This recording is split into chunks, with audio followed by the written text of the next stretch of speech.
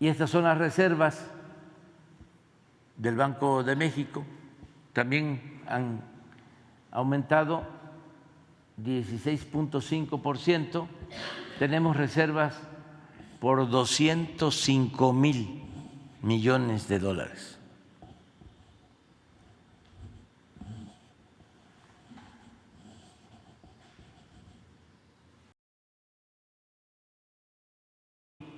La tendencia, los yacimientos tenía más de 20 años.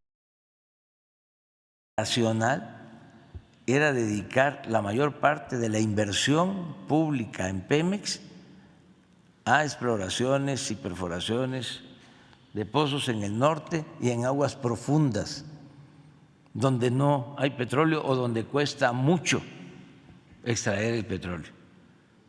Y la pregunta es, ¿por qué lo hacían? Porque no les importaba extraer petróleo. Lo que predominaba era la corrupción, la entrega de contratos, aunque no extrayeran petróleo, aunque no se extrayera gas. Eran buenos negocios para las empresas extranjeras dedicadas al petróleo y malos, muy malos negocios para la hacienda pública, para la nación, para el pueblo. Entonces, eso cambió. Pero miren, enero del 19, 1,642,000 barriles. La mitad de lo que petróleo, aunque no se extrayera gas, eran nacional, una declinación total porque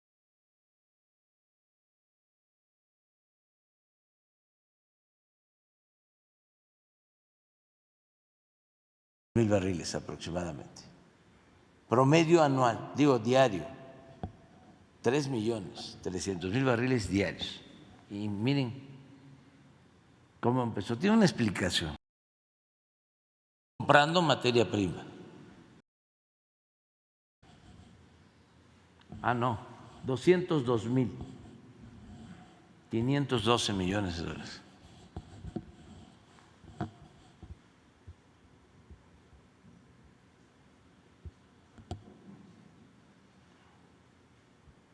Adelante. Este es el precio de la mezcla mexicana de petróleo, que ha estado estable, ahora está en $60 barril la mezcla. Entonces, importante, somos autosuficientes y quiero subrayar, si no hubiésemos rescatado a Pemex y lo mismo, si no hubiésemos rescatado a la Comisión Federal de Electricidad, estaríamos hoy, en el caso de Pemex, comprando petróleo crudo, comprando materia prima. Y eso se corrigió, la tendencia a producir cada vez menos, 15 años consecutivos de caída en producción de petróleo. Fue lo que nos dejaron de herencia. Adelante. Esto es cuando hablo de 15 años consecutivos. Así estaba la producción. Desde el 2004, que alcanzó 3,383,000 barriles. 3,300,000 barriles aproximadamente. promedio anual, digo diario, 3.300.000 barriles diarios.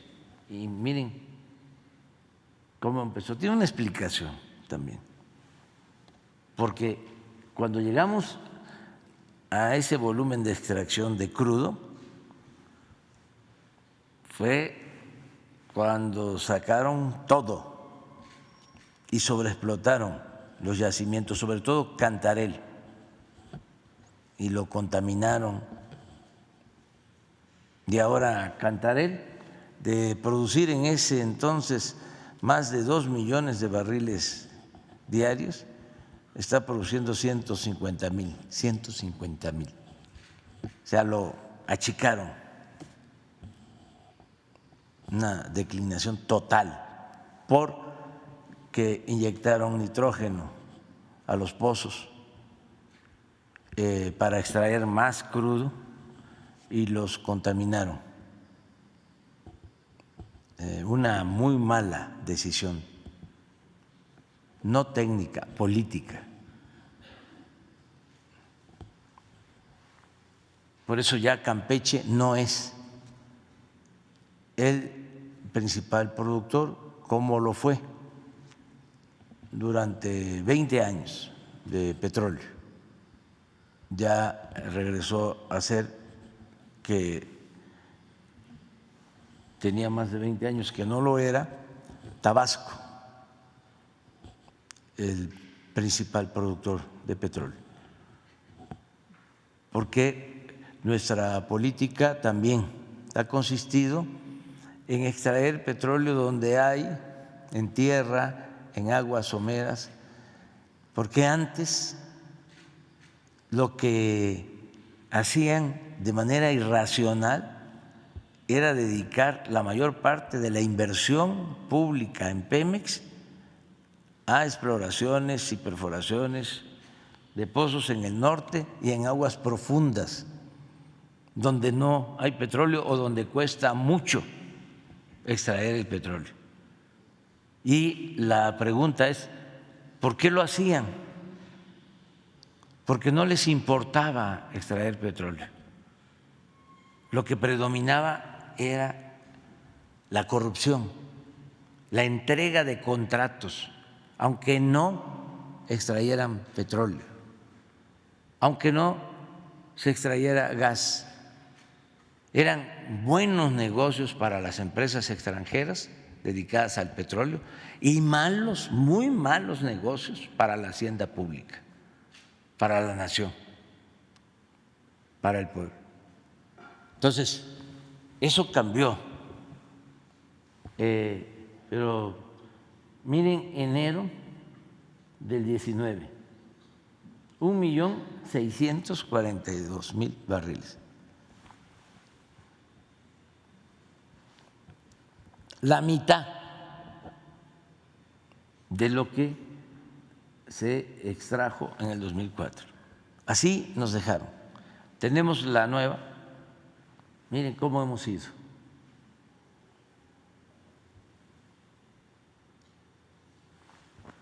Este es un rescate.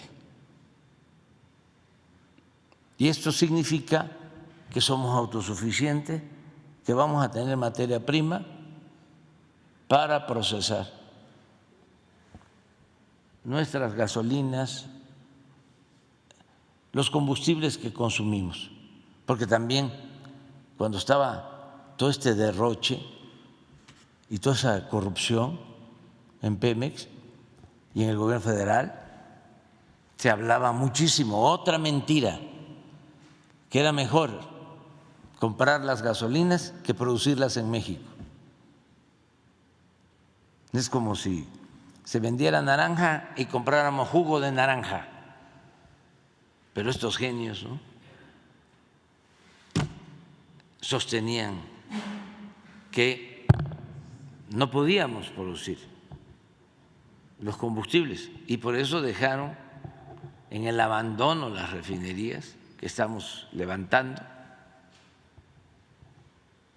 y lamentablemente acabaron con la industria petroquímica. Eso sí, no resistió. el vendaval neoliberal. Ojalá y ofrecieran disculpa. A ver qué puede decir Claudio X González papá, Claudio X González hijo, todos estos que apuntalaron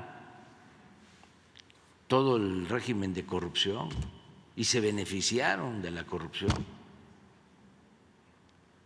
Y ahora aparecen como los paladines de la honestidad, de la integridad, de la libertad, de la democracia, de las buenas costumbres.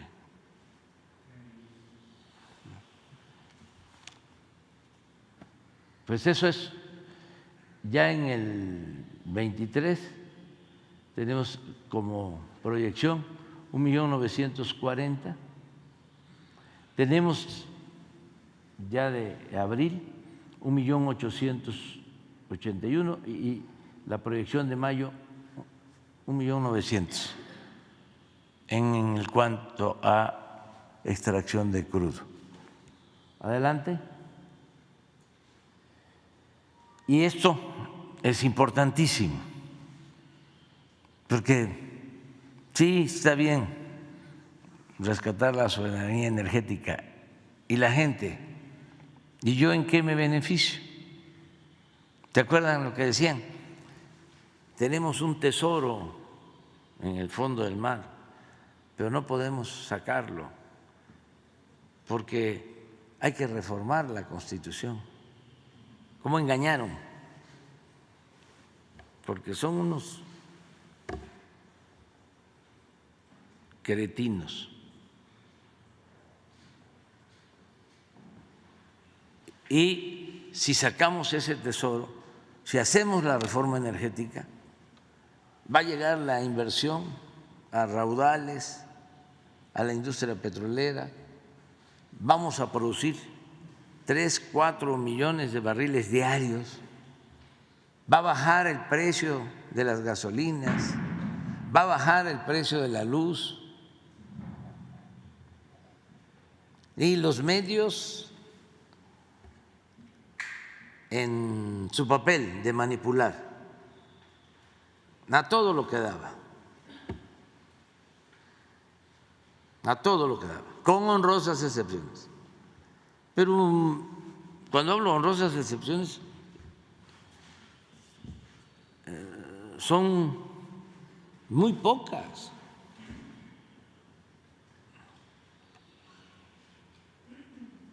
Uno al millar, como se decía antes. Muy pocas.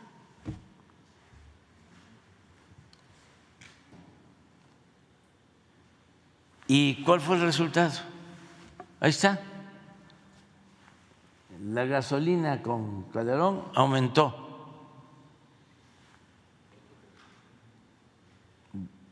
22%.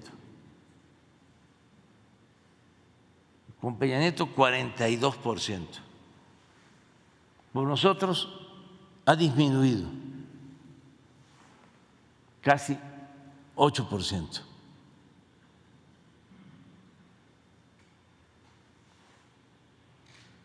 Pero también aquí, imagínense cuántas mentiras, ¿no?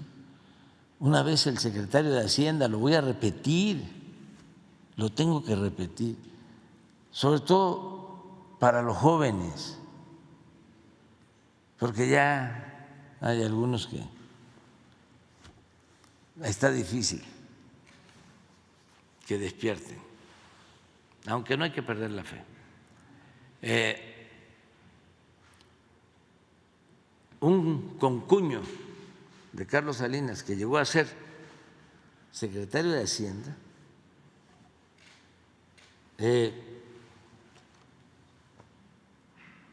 con Peña, venía desde Calderón, subsecretario de Hacienda, director del Seguro Social y luego secretario de Hacienda. llegó a decir de que no importaba que aumentara el precio de las gasolinas, porque la mayoría del pueblo de México no tenía carros, no tenía vehículos. Imagínense. Todavía fue más fino, ¿no? En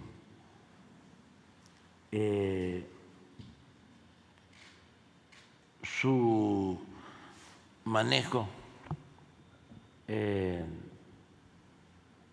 truculento, justificatorio de Aspe, otro secretario de Hacienda, de Salinas, que soltó el sofisma que para qué se impulsaba la producción en México si en un mundo globalizado podíamos comprar lo que necesitáramos y más barato. Por eso se quitaron todos los apoyos al campo, a la industria. Otro también experto, otra eminencia de aquellos tiempos, Serra Puche o Gurría, alguno de esos dos, tú me vas a ayudar, el que dijo que la mejor política industrial era la que no existía. Serra Puche.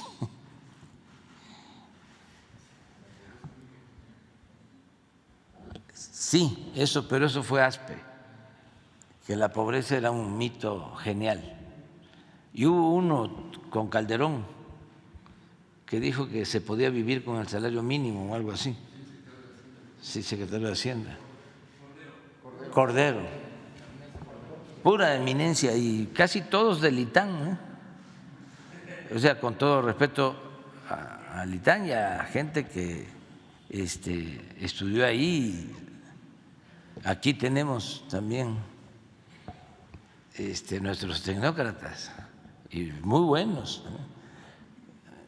Que yo recuerde, pues Zoé, que es muy buen director del Seguro Social, es de ciencia política del ITAM, pero antes predominaban en todos lados, Hacienda, todos los secretarios, o maestros o alumnos del ITAM. Bueno, el ITAM no